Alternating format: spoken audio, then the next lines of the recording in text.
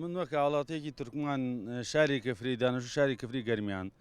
سوپای تورکیا مەبەستی داگیرکردنی لە ناوبردنی پاکەکە نیە مەبەستی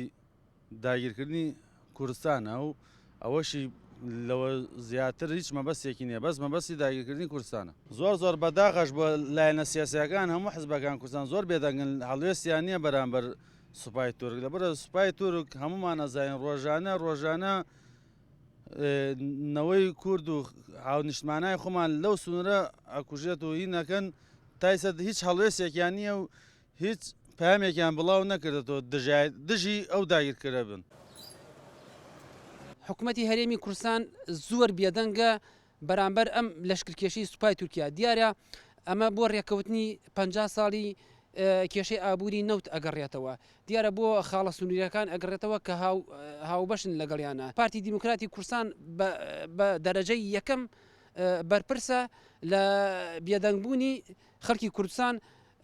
سەبارەت بەو لەشکری کێشانەی کە ئەکرێتە سەر هەرێمی کوردستان و ئەو فشارانش کە تورکیا دروستێکە ڕۆژانە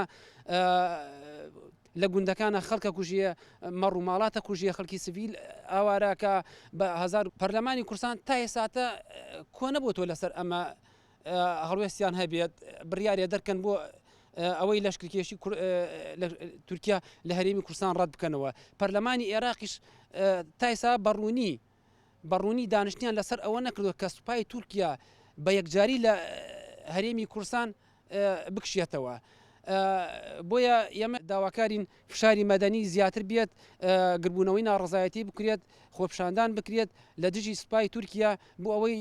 جارێکی تر ئەو فشارانە دروست نەکە بۆ سەر ناوچەکانی هەرێمی کوردستان.